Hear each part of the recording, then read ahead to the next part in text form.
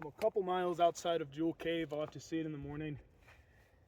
I climbed up here. It's a good little climb. It's beautiful up here. My bike is way down there in the valley. It's where I'll camp tonight. I saw Mount Rushmore today. It was wonderful. I've been thinking about something.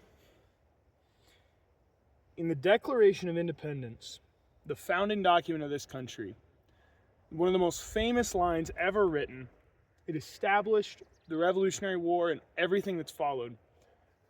It's this simple line: we hold these truths to be self-evident, that all men are created equal and are endowed by their Creator to certain inalienable rights, that among these are life, liberty, and the pursuit of happiness.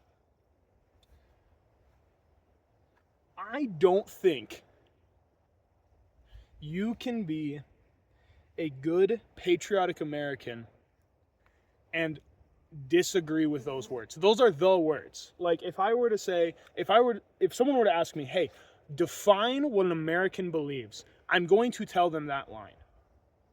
And there are some caveats with that. We hold these truths to be self-evident. So the things we're about to say do not come from the government, do not come from the document itself, but they are written in the laws of nature. They are self-evident. A reasonable man can look at himself and say, this is true.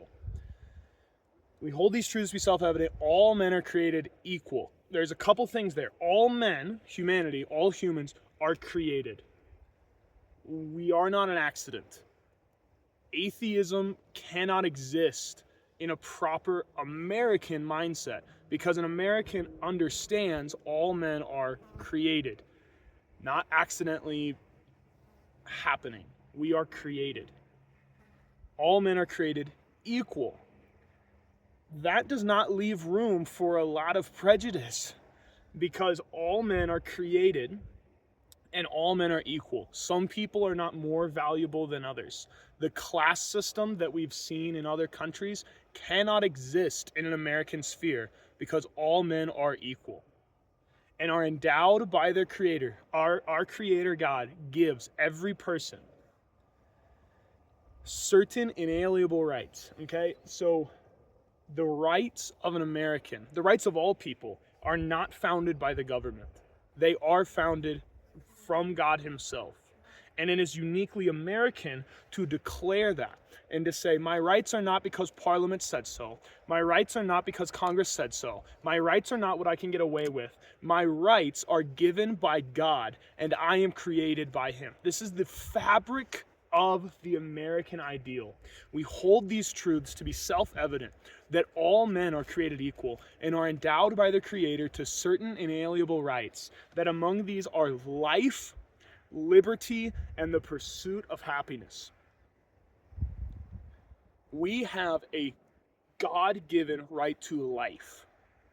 I am allowed to live.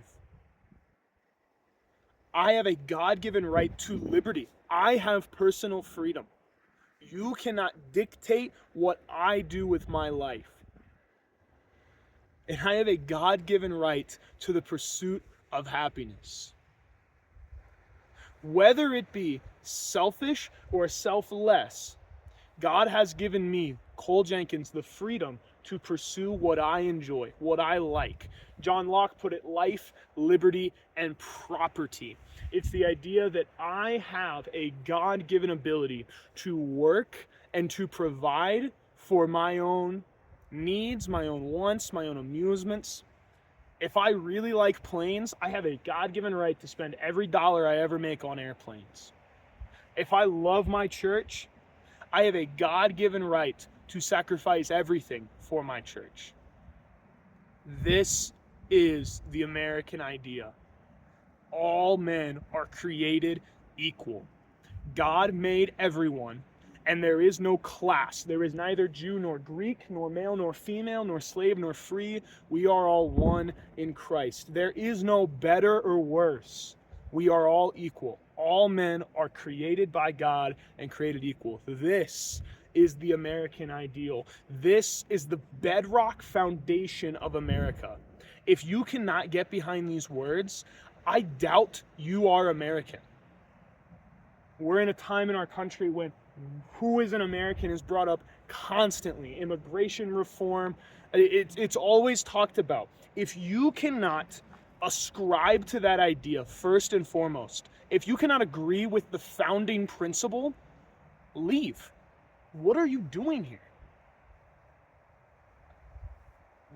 That is the foundation, the bedrock of this beautiful country, of 50 whole states, the bedrock of the strongest economy on earth, the bedrock of the people that put footprints on the moon and learned how to fly and split a continent in half, the bedrock of people that have invented everything that makes the world go round. The bedrock is that all men are created equal. John F. Kennedy, he gave a speech.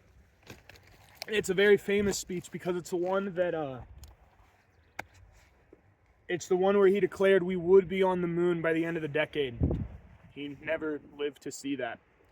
And in the speech, he says, we will do this and many other things. Not because they are easy, but because they are hard. Let me ask you a question. What are the many other things? I think there's two possibilities. Possibility one is that he was saying, we, the federal government and NASA, are going to do this, put man on the moon, and many other things.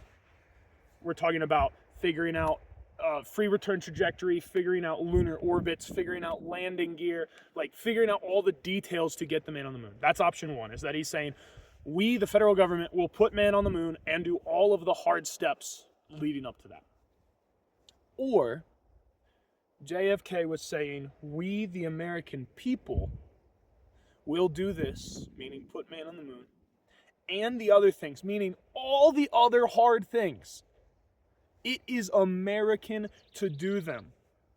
Not simply the government do the hard things, but as an American individual, it is the American spirit to do the hard thing.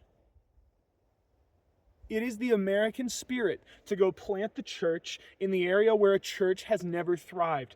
It is the American spirit to give up the addiction that has ruled your family. It is the American spirit to bike across the whole thing just because I want to see God's beauty. It is the American spirit to look at a choice and go, here's the easy path, here's the hard path. Give me the hard one, and be excited about it. It is the American spirit that won 2 world wars. It is the American spirit that invented refrigeration and cars and airplanes. It is the American spirit that will do the hard thing. Let me ask you, are you willing to do the hard thing? Have you ever done a hard thing in your life? Did it scare you? Or did it excite you? Are you ready to go do the next one? What is a hard thing in your life? If you don't have a hard thing in your life, I'm going to challenge you with Plato. Comfort is the killer of men. Are you always comfortable? That's not American. It is American to do the hard thing. It's America's 250th birthday, and I love her. And I love her flag, and I love her land, and I love her bald eagle and all her music and her food and her cultures. But I love most of all that the American people are willing to do the hard thing. And may it be the truth for many years to come.